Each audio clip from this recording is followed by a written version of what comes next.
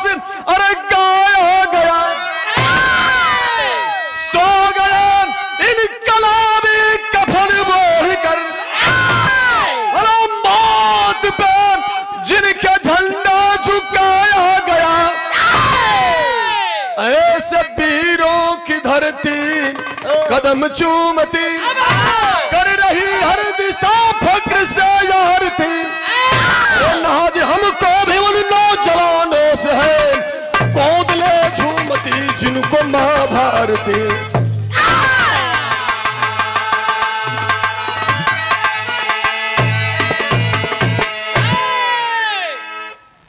ऐसे सपूतों के ऊपर ये सरजमी भी बार बार नतमस्तक होती है, जिन्होंने इसके लिए अपने आप को कुर्बान किया, बलिदान किया।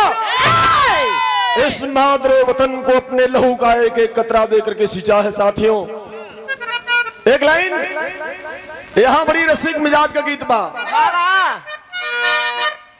ये कोनो दुल्हन कह दिया कि अरे अखिया से ले ला प्यार के, हाँ अखिया से ले ला प्यार के, निभता ये सजन अखिया से।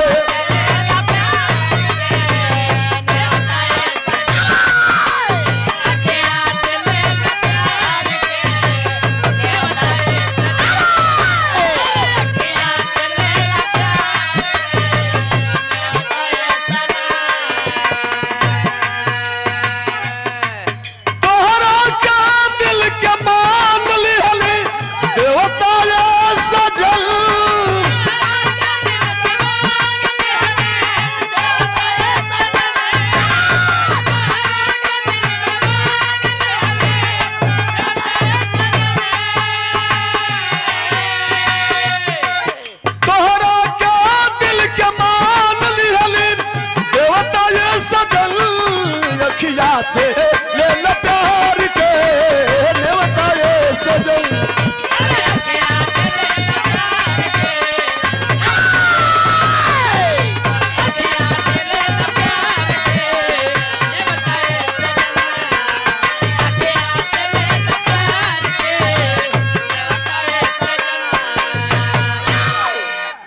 विराम भाव है। आज देश की सियासत में बैठे हुए लोग तमाम तरह की बात करते हैं। साथियों, आज जो शहीद हो रहे हैं नौजवान, उनके नाम पर तमाम घोषणाएं होती हैं। परिवार को कैसे एजेंसी मिलेगी, परिवार के एक व्यक्ति को नौकरी मिलेगी, पेंशन मिलेगी, लेकिन सारी योजनाएं हम समझते हैं कि लोग इधर उधर लेकर के खाक छान रहे हैं। परिवार का दुख कोई सुनने वाला नहीं है, लेकिन जवानों का कहना है कि यार देते रहेंगे सरहद पे, भला देते रहेंगे सरहद पे हम जान ये वतन।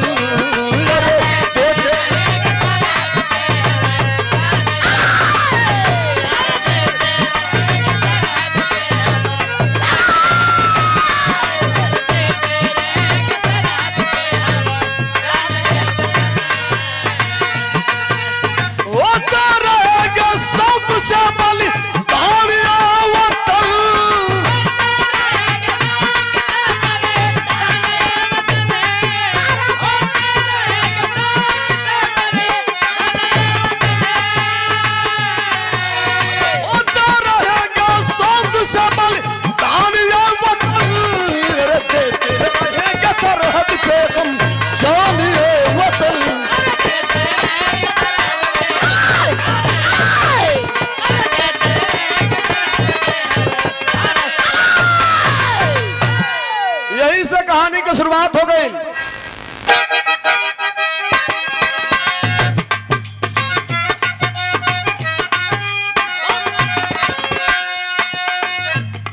गांधी गौतम की धरती सभी पड़ोसी भाजी, और पाकिस्तान के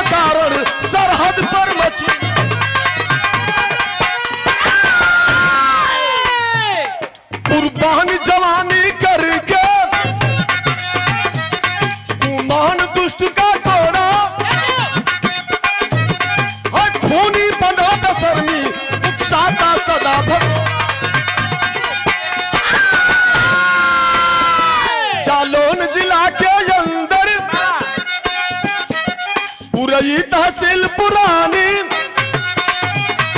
पहलवान सिंह ठाकुर बेटे की चढ़ी जवान।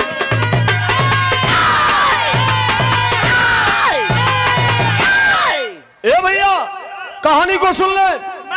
कानपुर जो महानगर है, औद्योगिक महानगर कानपुर के दक्षिण तरफ, कानपुर से झांसी वाले रोड पर एक छोटा सा जिला जालौन जिला है। और जालौन जिला के एकदम मेन रोड पर वही हाईवे पर एक तहसील बा, उरई तहसील। वही उरई तहसील के अंदर एक छोटे गांव लेकिन बड़ा खुखार गांव बा। वही गांव में एक बड़ा नामी गिरामी पहलवान आदमी, बड़ा ही शानदार नामी घराने का व्यक्ति जकर नाम रहल पहलवान सिंह। पहलवान सिंह के एक के बेटा बा जकर नाम बा संजय सिंह। और बाप पहलवान, बेटा भी बड़ा लड़ने में शौकीन था। धीरे धीरे लड़कैया के उम्र बा, जवानी शरीर पर चढ़ल। 12वीं कक्षा का छात्र है पहलवान सिंह का बेटा संजय सिंह। ते भैया इस चढ़ती उम्र ऐसा उम्र बा माँ गोड़ बहुत ऊंचा खाला पड़ेला। इंटरमीडिएट में पढ़ रहा था उरई तहसील के गांधी इंटर कॉलेज में। संजोग से वो कॉलेज में पढ़े वाली गरीब परिवार की एक लड़की जकर नाम रहल रंजना। रंजना से एक दिन नैन चार भइल। आज जब नैन चार हो गई तो अंखिए से होला प्यार के शुरुआत।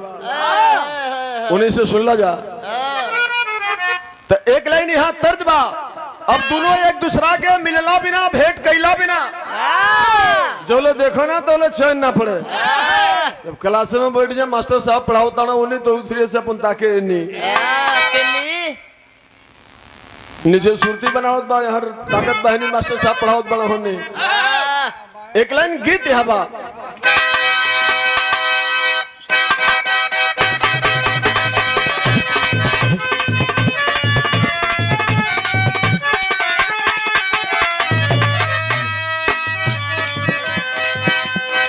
गरम भइल पश्चिम टोली लागे चल जाई गोली। गरम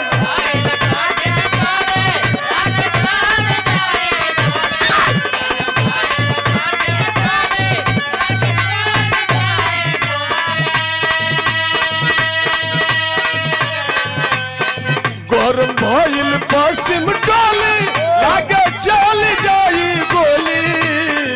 सब केहू जान गोइल हमनी के मुहाला में। सब केहू जान गइल हमनी के मुहाला में। छोट की धराइल बिया पुवरा की गहला में भई। छोट की धराइल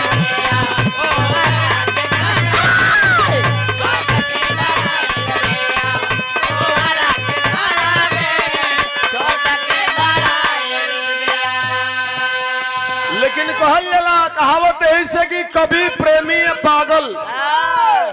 तीन जात कि मन में कब का आ जाइए करके जानत नहीं खे। वो सब दुनिया एक और जात या और देखे प्यार हो गल वो एक और जात बा, ओके नशा बा। प्यार में दोनों पागल भइले, सगरी मर्यादा भूल गइले।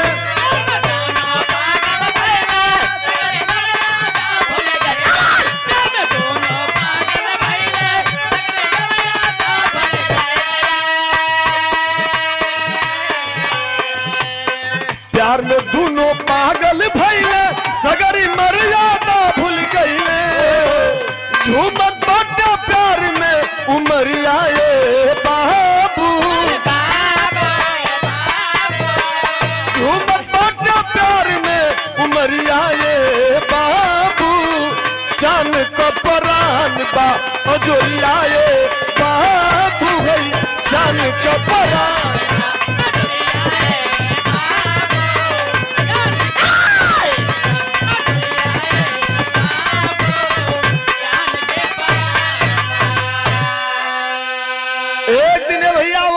बाजार में वो मिठाई की दुकान में बैठ के धीरे धीरे रसगुल्ला चापत।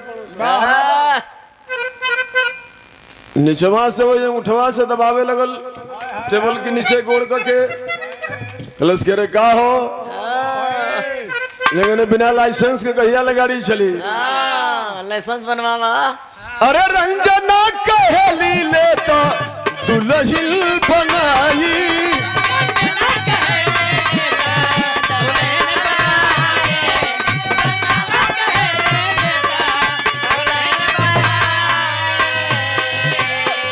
सुन के बात संजय लिया चेहरा झुकाई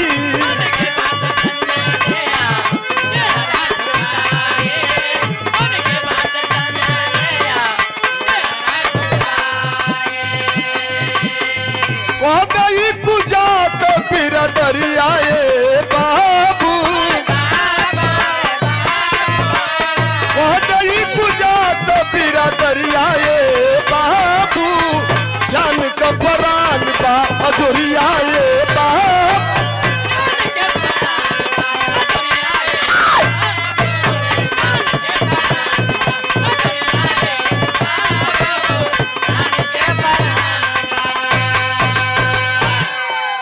जब ब्याहे के बाद सुनल से भैया वो संजय सिंह नौजवान तो लब से होकर जोन बा पारा प्यार के जितना चढ़ल लाल आसमान पर आ गई जमीन पर एकदम डाउन हो गई नीचे ताकत बा कलश के रे का हो अरे बोलत कहा ने खा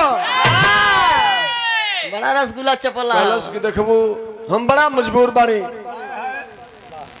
हमरे बाप के इतना नाव बा गांव जवार में अगर ये रिश्ता हमन के कोई ले जा अपनी मन से तो हमारे बाप के पगड़ी डूब जाई पानी उतर जाई जात बिरादरी के लोग क्यों पानी हम उनका ना पी ये मजबूरी बा झकझोरे लगल के अरे हरामजादे आज तूने मेरे आबरू से खिलवाड़ किया कौन नहीं जानता है कि तुम इससे प्यार करता है तो क्या तू मेरी प्यार की धज्जी उड़ाएगा कलश के देख गर्मो मत भाई ऋषियों मत हमें वो उपाय बतावत है जाके तू हमारी बाबूजी के कोनो उपाय से पटा ले हमारे बाबूजी अगर मान गए तो बात सब ठीक हो जाएगी तो साथ साथ में जीना मरना अरे वो अटल इरादा कहाँ गया तुम ही बताओ दिल की धड़कन तेरा वादा कहाँ गया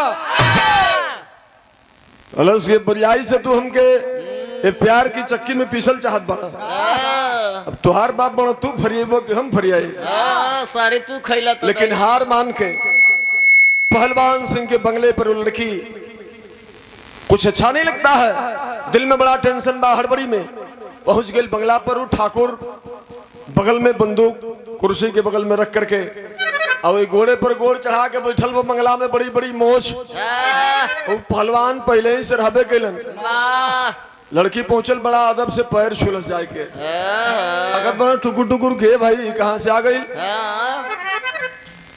तो पहलवान ठाकुर सिंह से जा अरे अपनी अर्ज सुनाई है बहू बना ले हमें पिताजी दिल की बात बताई है पैर छुलस नीचे में ताकत बा नजर से नजर मिलावे के हिम्मत नहीं खे कलन की कौन हो तुम कहां से आई हो क्या काम है तुम्हारा हम नीचे ताकत बा धीरे धीरे जमीन खोदत बा वही खुर्शद बा उठा से कलश की बताई ना ओ जौन संजय हो ना ओ हमार संगतिया हो अरे बाप रे बाप उनसे हमार बला बनेला तो हमके लियावल चाहत बना कामा इतनी बात सुन करके ठाकुर पहलवान सिंह को समझते देर नहीं लगी तो हंसा कसाई रावण जैसा अरे शेर को जगा दिया कौड़ी की छौड़ी रंदी हो लात मार के भगा दिया बस हरामजादी दो कौड़ी की लड़की तो बिकने वाली अब कोई हमारे बेटे के साथ एक दिन मौज मस्ती कर लिया तो सबको मैं बहू बनाता चलूं यही हमारा काम है भाग जाओ यहाँ से वरना देखती है बगल में बंदूक है अभी गोलियां उतार दूंगा तेरे सीने में अब कहां गोड़ रुकत बा भागत परात बिलखत दौड़ती हुई पहुंच जाती है एहसास हो गया एक गरीब की औकात क्या होती है लेकिन घरवा पहुंचल रंजना और रंजना का बाप जब देखता है गरीब आदमी अपनी बेटी को रोते हुए आंखों में आंसू कोई भी बाप अपने औलाद की आंख में आंसू देखना बर्दाश्त नहीं करता। बाबूजी बड़ा नरम होके पूछत बड़न की बेटी आखिर में का हो गइल, के तो के मारल, के कुछ कह दियल, के गारी दियल। एक लाइन भाव बा, यहाँ गीत बा।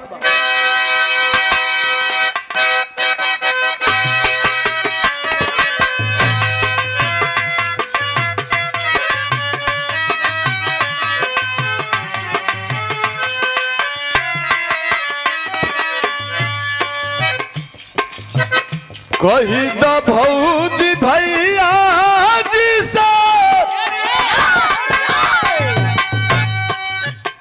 कही द मर गवनवा हो, मोती दी है कुंडा दौरी, मोती दी है कुंडा दौरी, मोती दी है गानवा हो।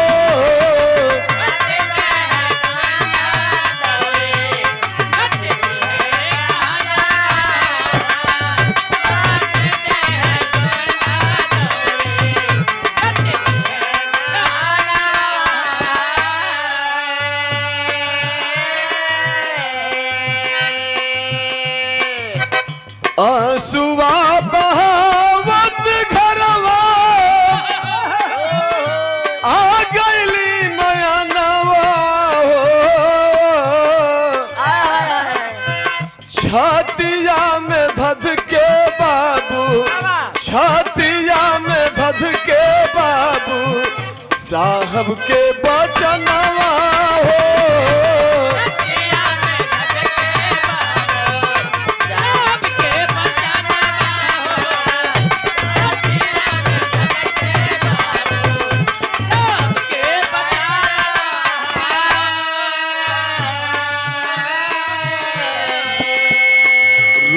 जन बेटी धीरज बाबूजी बंधवाले,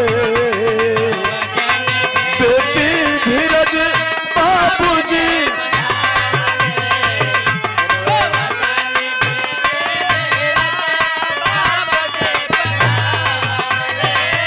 आओ का दया अपनी बेटी से बतावाले।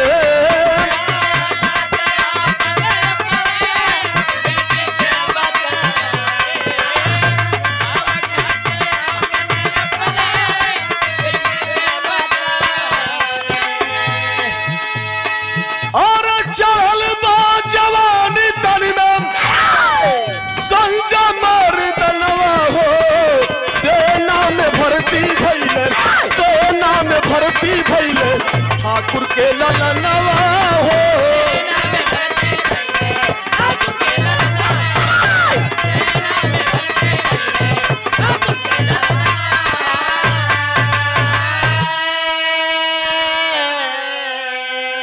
और इधर जब संजय सिंह पहुंचता है स्कूल से अपने घर पर, पहलवान सिंह जब बेटा के देखलन तो बड़ी फटकार पड़ल, हरामजादा तो कुल खानदान की मर्यादा को बचने नहीं देगा, तू जा कहीं घर छोड़ करके जा पैसा कमा, तो अब पढ़ाई भी नहीं करेगा।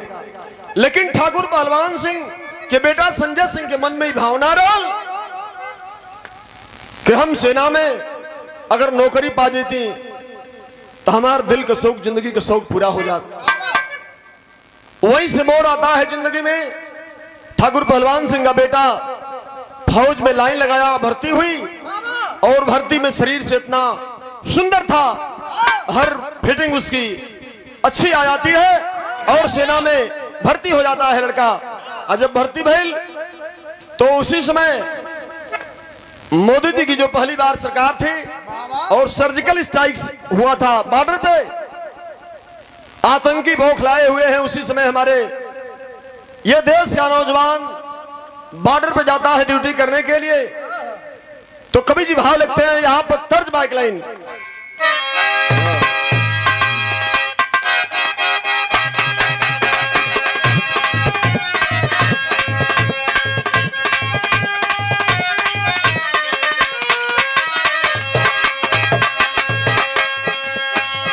अरे निमिया की डलिया के डोलिया बनल बा, निमिया की डलिया पतइये वार।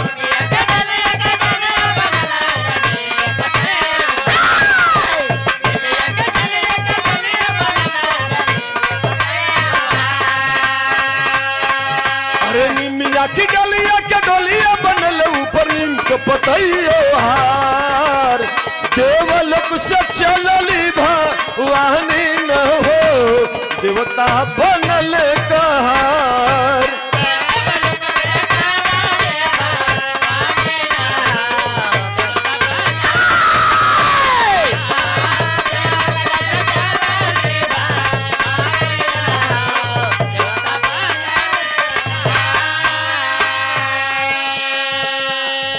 अरे सेक्टर सुजावा में हिंद के फौजी याद देखी बौखलाए बेईमान।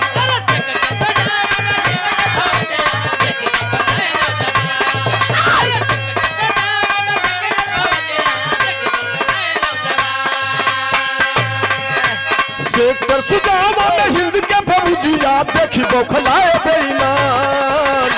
रतिया में पाजी नीरा दाइया न हो साथे बोली के निशान।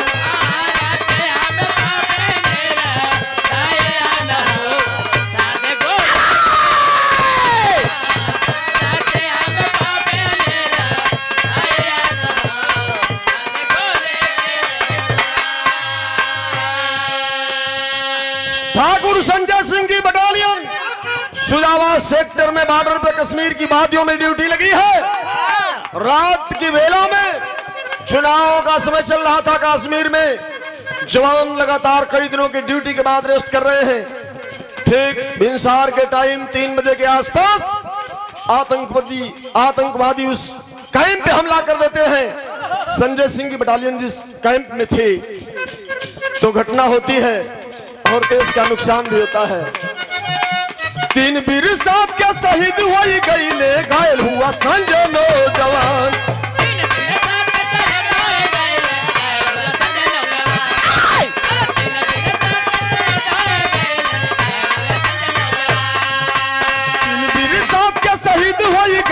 घायल हुआ संजय नौजवान। रोटिया में पादी नीरा दहिया न हो साथ गोली के निशान।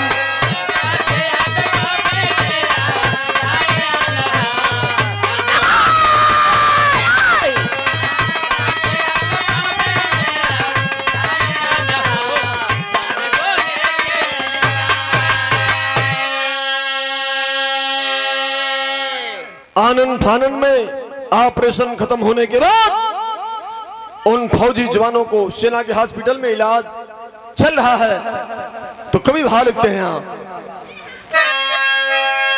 अरे घायल संजय सिंह अइले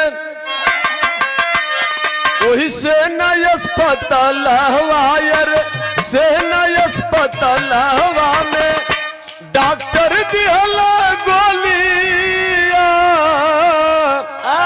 निकाल।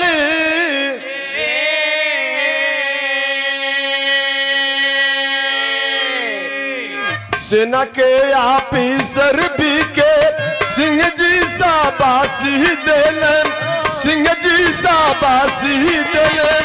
अरे धन्यवाद धरती के लाल।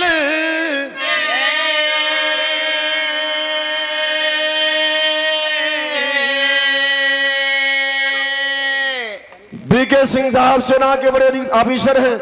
पहुंचते हैं उन जवानों की खबर लेने के लिए और संजय सिंह के बेड के सामने जब पहुंचते हैं तो एक बार पश्चाताप की अग्नि से हृदय झुलस जाता है। देखते ही उस जवान के चेहरे को इतना सुंदर जिसका बेटा शहीद हो जाएगा उस परिवार का दीपक ही बुझ जाएगा। साहब बीके सिंह साहब उस संजय सिंह की हालात को देख करके उसके चेहरे मोहरे को देख करके ऑपरेशन करके डॉक्टर गोलियां फंसी हुई थी शरीर में गोलियों को निकाल देते हैं। लेकिन बीके सिंह साहब हाल चाल जानने के बाद जवान से इतना प्रभावित बनन कि चेहरा देख करके ही सब कुछ उनके दिल में समा गया है। वो साहब के एगो बेटी रहले कलौती मन में भावना भइल कि हम अधिकारी बानी और ये फौजी जवान खानदानी परिवार का लड़का है। अब इसकी नई नई भर्ती है, इसकी शादी भी नहीं हुई है। सारा हालचाल जानने के बाद अपने बेटी से रिश्ता की बात की शुरुआत करते हैं। संजय सिंह कहते हैं कि ये बात हमारे पिताजी से हो जाएगी तो रिश्ता हमें भी कबूल है। इंजीनियरिंग का क्लास कर रही थी निशा सिंह भी। बाप से बात हुई पहलवान सिंह से और शादी हो जाती है। तो जब शादी हो गई तो फौजी आदमी के ड्यूटी बा भाई, नया नया लड़का लेके दुल्हन के बॉर्डर पे चल गई और प्राइवेट क्वार्टर लेकर के रहने लगा। धीरे धीरे समय बीतत बात कभी जी भाव लिखलन। अरे सरहद पर लागल संजय ड्यूटी में जागल बाड़े, ड्यूटी में जागल बाड़े, दुल्हन के थोड़ा ख्याल।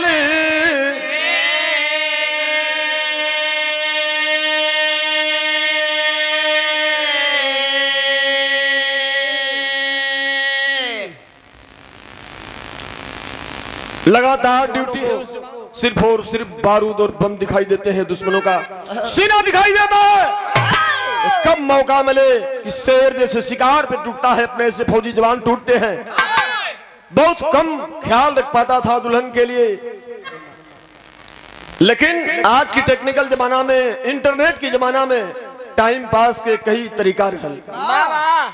घरवा में बैठल निशा अब्दुल से पति हो गईली, अब्दुल से पति हो गईली। अरे फेसबुक के बाटे कमाल जी।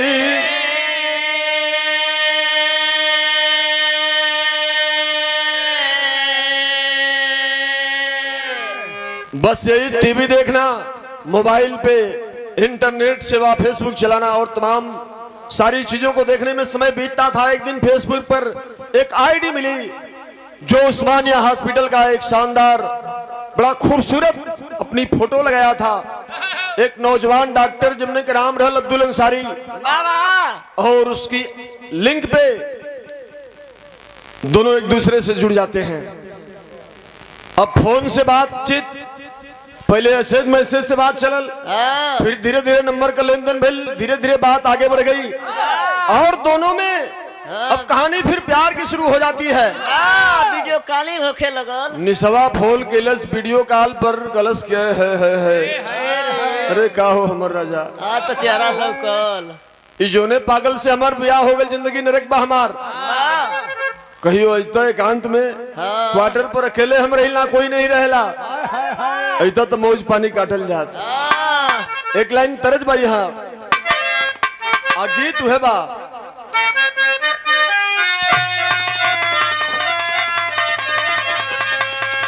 ये बिरहा के धुरंधर ऐतिहासिक पुरुष स्वर्गीय राम में उस्ताद बुल्लू उस्ताद की जमाना के गीत बा। सवाल जवाब होके अमन के दुर्भाग्य रहल, दर्शन तो नहीं हुआ, लेकिन कैसेट के माध्यम से गीत को सुनते हैं। रामदेव उस्ताद का है के अरे कोरी कहा तरिया ससुदहियार जमावली तो अमृत नावली जोरा नवराधा हो काधा मन मोह। और से बुल्लू उस्ताद साहब कहें कुछ। अरे सावन महीना सवनैया निकल गल, अकाला तिलक लवा के गोरैया निकल गल। रस रस झूलली झूलनवा राधा हो काधा मन मोह।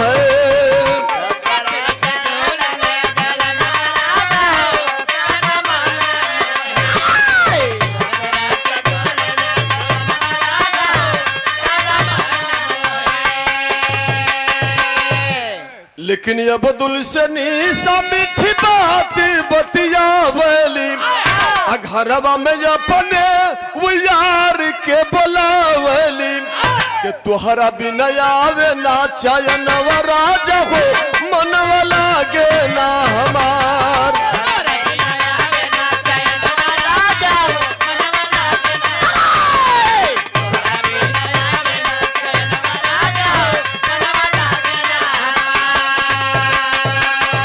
डॉक्टरवा कलश की देखा बहुत घबरा मत। अरे डॉक्टर कहे पति तोहरा फौज के जवान हो, लेकिन निशा कहे तोहरा में बसला परान हो।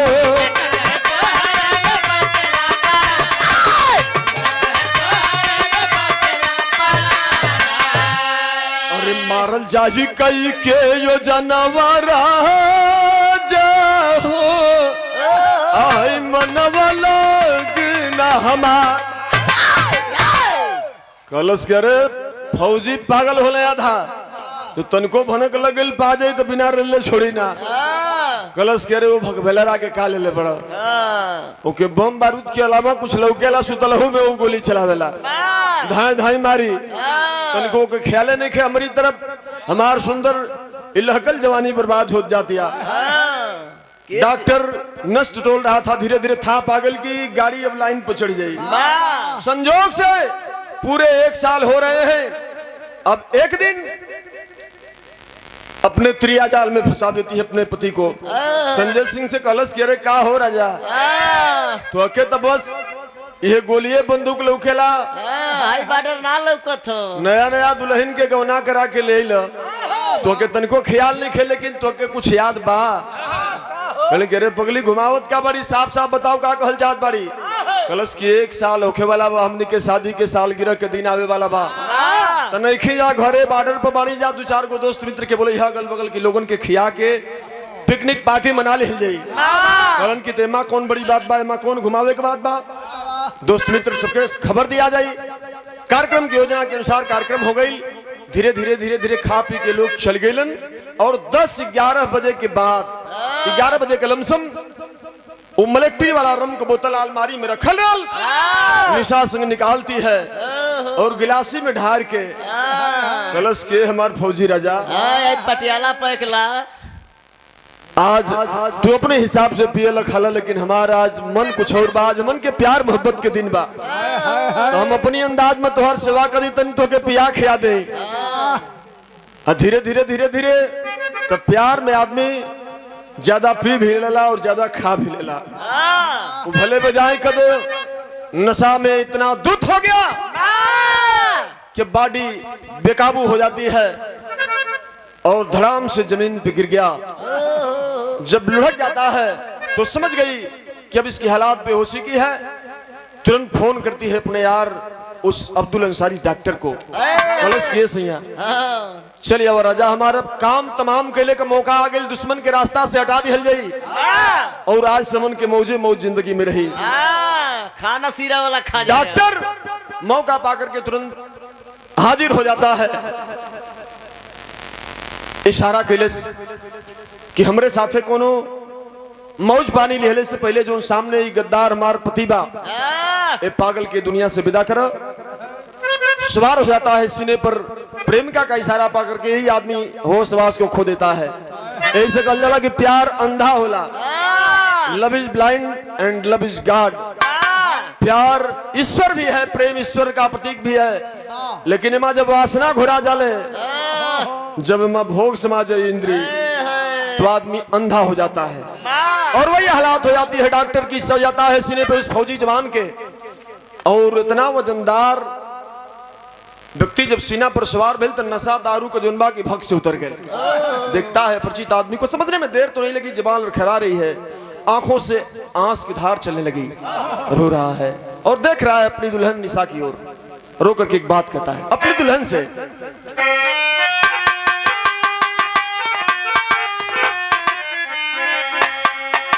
अरे मारी दे ले रही तू देख अवई दारू में जा रहा हो तो काहे आज बनल बारू काल रे गुजरी।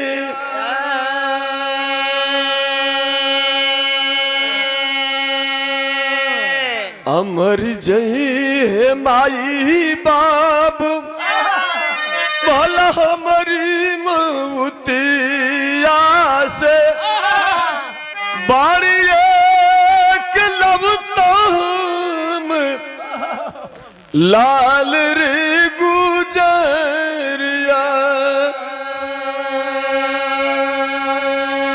अरे पगली तू तो जानत बड़ी कि अपने परिवार का हमें कहीं अकेला दीपक है।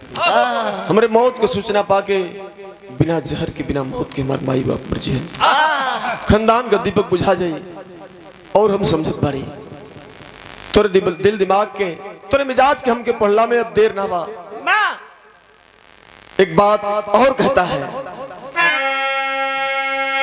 कि कुछ ना शिकायत करब तू नहीं की साथ रहा। अरे काहे कारवावेलू हलाल रे गुजरिया।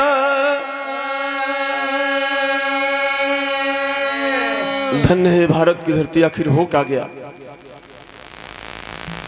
भारत की मर्यादा एक नारी सीता को चुरा के विदेशी रावण ले गया। उसने भी मौका दिया था 3 महीने का, लेकिन अपने पतिव्रता धर्म का पालन करके दिल और दिमाग से रात दिन उस ईश्वर को याद करती थी, पति परमेश्वर को। और एक न एक दिन वो मौका आया कि उस जालिम के हाथों छूट करके और अपने देश को आई। एक सती सावित्री जमराज के हाथों से अपने पति के प्राण को छीन लेती है। यह है पतिव्रता धर्म का पालन, दूसरा कोई धर्म नहीं था। एक हिंदुस्तान की नारी का धर्म था, लेकिन आज क्या हो गया इस देश को। प्यार के नाम पर दुनिया में हो क्या रहा है। एक पति अपने पत्नी के सामने जीवन की भीख मांग रहा है। रो के एक आखिरी बात कहता है, अरे अब्दुल के निशा तबला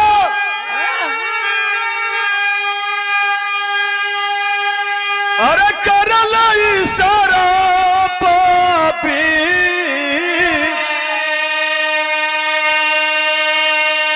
अरे वो चकुआ से गोदत बा चंडाल रे गुजरिया।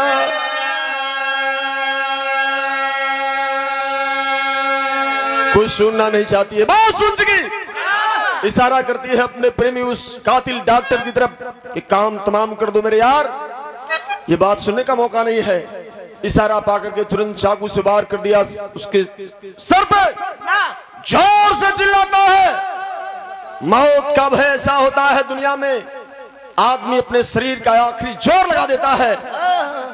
जोर से जब चिल्लाई तो आन बिल्कुल रोड पे वो रूम है संजय सिंह का, पहरेदारी पे एक शर्मा रात में घूम रहा था। आवाज को जब सुनता है तो शोर मचा दिया, चारों तरफ से आवाज आने लगी। अब इन जल्दी है तो लोग ये संजय सिंह के क्वार्टर से खा पी के लोग गए ना भाई, यहाँ कुछ पिकनिक का कार्यक्रम होता रहल। और लोगों की सुबगाहट पा करके डॉक्टर तुरंत पीछे के दरवाजे से अपने प्रेमी को भगा देती है। निशा सिंह तुरंत उस जवान को सेना के हॉस्पिटल में भर्ती किया गया, लेकिन डॉक्टरों ने रेफर किया और सेंट्रल हॉस्पिटल, सैनिक सेंट्रल हॉस्पिटल अल्मोड़ा के लिए रेफर किया गया। और डॉक्टर के सामने जब उस जवान की हालात, वो शरीर पेश होती है तो तरस खा जाते हैं। हेड ऑफ डिपार्टमेंट बड़े डॉक्टर कि आखिर में करूं तो क्या करूं।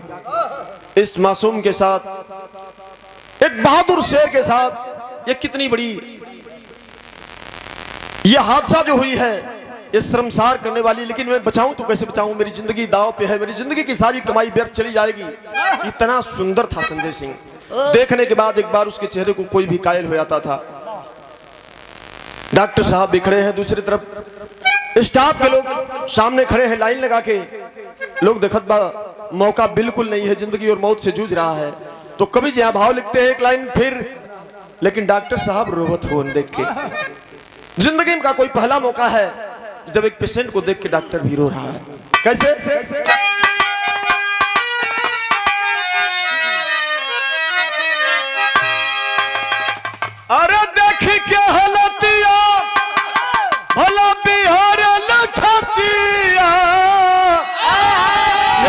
मुरझाइल सुमनवा।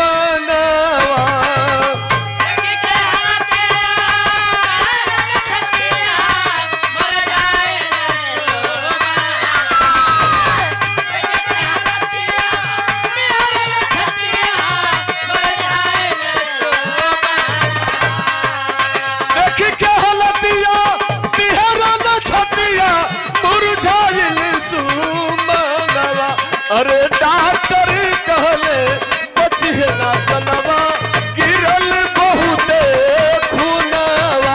भला डॉक्टर कहले बचिए ना जनवा।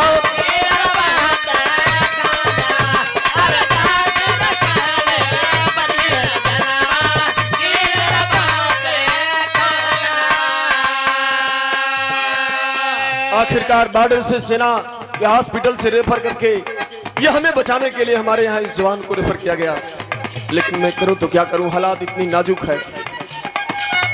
और रोवे सब लोग गो नर्स दौड़ल आइल बिलखे बेचारी बाटे करुणा छछाजी।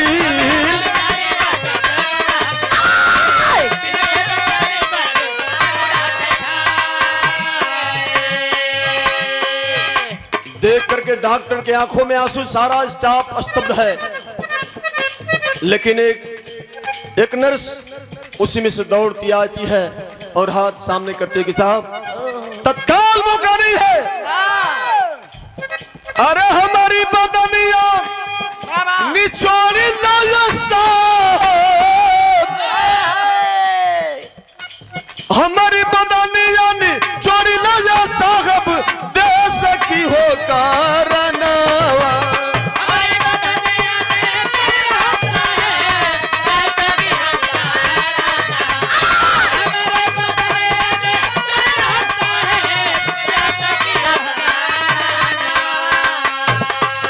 हमारी बदनिया निचोड़ी लाया साहब देश की हो कारनावा। अरे डॉक्टर कहले बचिए ना जनवा गिरल बहुते खूनवा।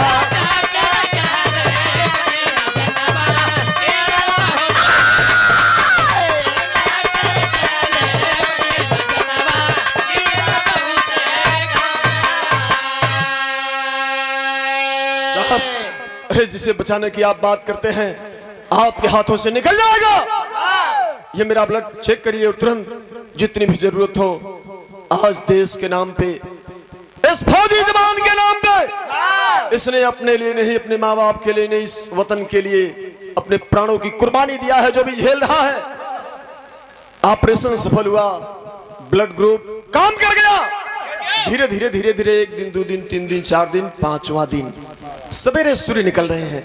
ठीक 5वें दिन तो होता क्या है, कभी भाव लिखते हैं, अरे खूनवा दिया दिन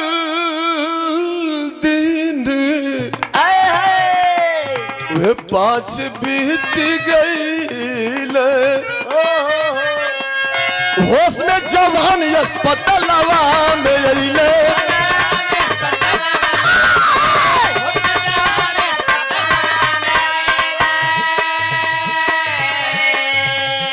सवेरे सवेरे स्टाफ के लोग जाते हैं मरीजों का हाल चाल लेने के लिए। इसी क्रम में जब संजय सिंह के बेड के पास वो स्टाफ जब पहुंचता है तो उस जवान की आंखें खुली हैं, होश को संभाला है और देख रहा है कि मैं हूं कहां। यह खबर तत्काल डॉक्टर साहब को जाके दौड़ के देता है कि साहब, जिसके लिए ये हमारा पूरा हॉस्पिटल लाचार और बेबस हो गया था, उसकी जिंदगी को बचाने के लिए हम लोगों ने अपना सब कुछ लगा दिया। आज वो जवान होश में आ गया है। डॉक्टर साहब तुरंत अपने रूम से निकलते हैं और सीधे उस जवान के पास पहुंचते हैं। पूछते हैं, बेटा बता तेरी हालत कैसी है, तबीयत तो ठीक है ना? हाँ साहब ठीक तो हूँ, लेकिन मैं हूँ कहाँ ये जरा मुझे बताइए। डॉक्टर साहब बताते हैं कि बेटा तू अल्मोड़ा सेंट्रल हॉस्पिटल में है और तू ठीक है रे पगला, उस मालिक की दुआ से, और हम लोगों ने कुछ नहीं किया, थोड़ा सा प्रयास किया, लेकिन बेटा ये तुम्हें जीवन दान इसी हमारी हॉस्पिटल की एक लड़की ने दे दिया। इस बात को सुनने के बाद उस जवान की हालात थोड़ी सी फिर स्तब्ध होती है, आंखों में आंसू आ गया। थोड़ा सा रुक के सिसक के पूछता है कि सर आखिर में वो कौन है? डॉक्टर साहब से एक रिक्वेस्ट करता है, निवेदन करता है, अरे कहा वो भवानिया बादस की जोगिनिया, कहा वो भवानिया बादस की जोगिनिया निहली जीवन दानवा।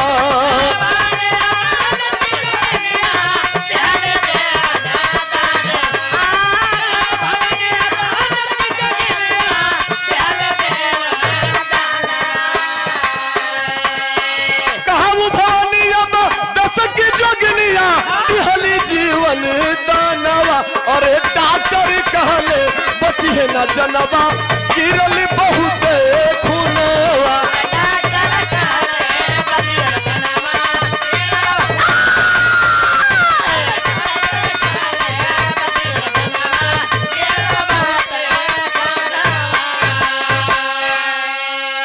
साहब उस देवी को बुलाइए जिसने हमें मौत के मुंह से निकाल लिया। डॉक्टर साहब तुरंत उस नर को खबर देते हैं कि चलो, जिसके लिए तूने अपनी जिंदगी दांव पे लगाया वो जवान होश में आ गया है, तुम्हें देखना चाहता है, तेरे दर्शन करना चाहता है। वो स्टाफ नर्स पहुंचती है संजय सिंह के बेड के पास, लेकिन सिरहाने की तरफ जाकर खड़ी हो जाती है। डॉक्टर साहब कहते हैं कि सामने आ, अरे तुझसे बात करना चाहता है, तुझे देखना चाहता है, इधर क्यों खड़ी है? संजय सिंह भी पूछते हैं कि अरे भाई सामने तो आइए, जब हमारे लिए आपने इतना कुछ किया तो मैं आपको देखना चाहता हूं, आपके दर्शन करना चाहता हूं।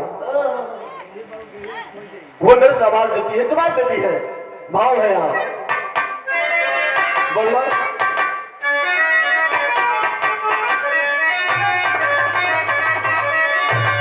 अरे चेहरा का देखा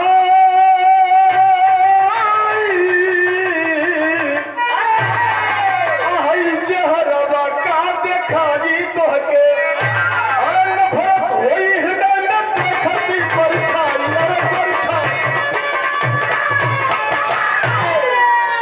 साहब ये अपन मनोहर चेहरा हम आपके दिखाने की चाहत हो न हो, आज जो प्यार बढ़ल बा आपके दिल में, अगर सामने से देखा जाए तो ये नफरत में बदल जाए, मैं ऐसा नहीं चाहती। संजय सिंह चुप हो जाते हैं। धीरे धीरे बातचीत का दौर आगे बढ़ता है। भाव है, अरे तनी को ये हसान जकर बस एक बेर हो जाला भैया,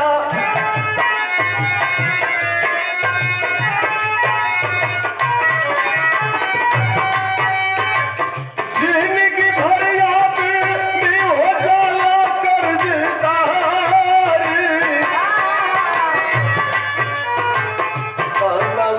मनवा हमका सागरी लुटाई हो दिहली,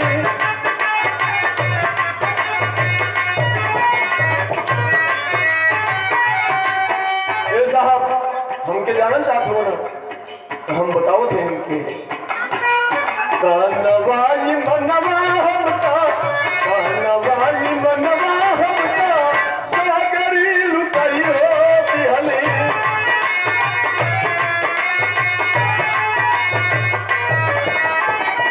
कुंवरा से गई ली भगाई दूत तार, सहल ना भेदनवा हमारी बाबू का मरनवा भइले।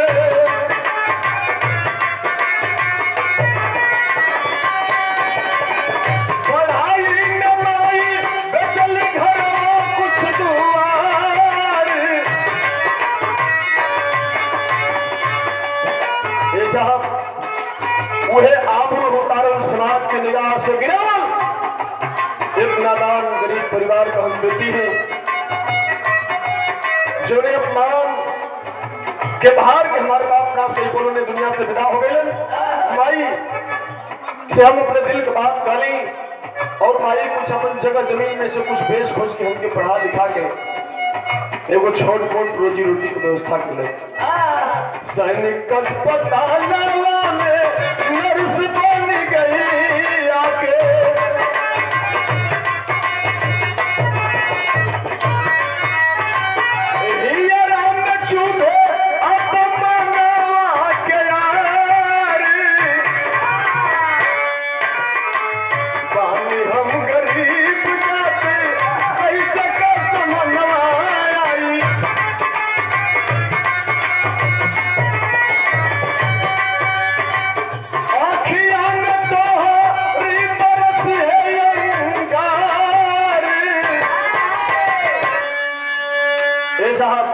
क्षमा करे हमार जीवन करे के रहल हम कई ले ले मेरे दिल दिमाग की संतुष्टि मिल गई और मालिक करे कि आपकी जिंदगी खुशहाल है।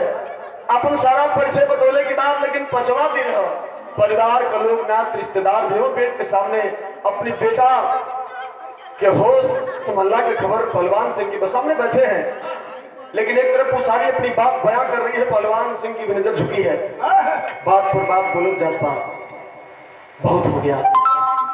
जवाब में उस लड़की की उस पहलवान सिंह ठाकुर की आंखों से आंसू आ रहे हैं और रो करके एक निवेदन करते हैं कि बस कर ज्यादा हो रहा है।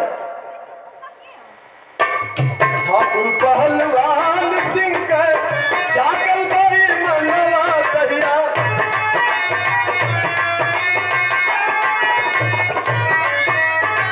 माफ कर दे बेटी सारी गलती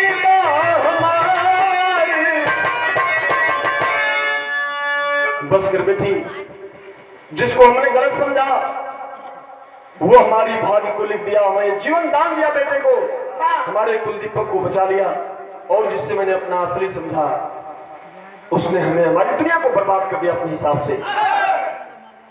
बिरहा लिखने तक वो निशा सिंह संजय सिंह की दुल्हन जेल की सलाखों में बंद रही लेकिन फौजी संजय सिंह के पिता हॉस्पिटल में एक आखिरी लाइन में अपनी आवाज देते हैं उस लड़की से अपनी बात कहते हैं क्षमा मांगते हुए।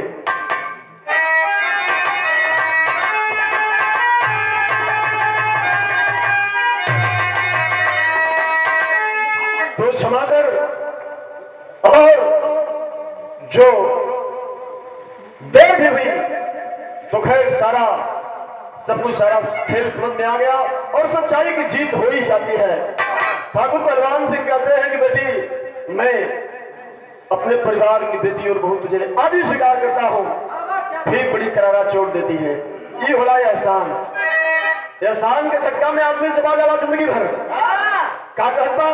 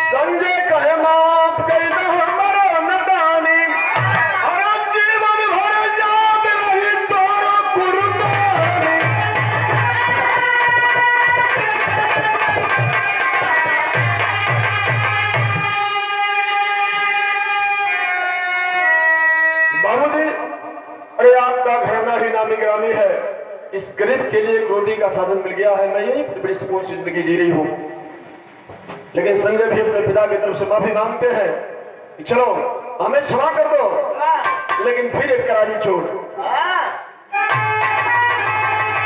अरे ऊंच घराना आए मस्तक का झुक गई बाबूजी कैसे हमारा क्या पता बने बाबू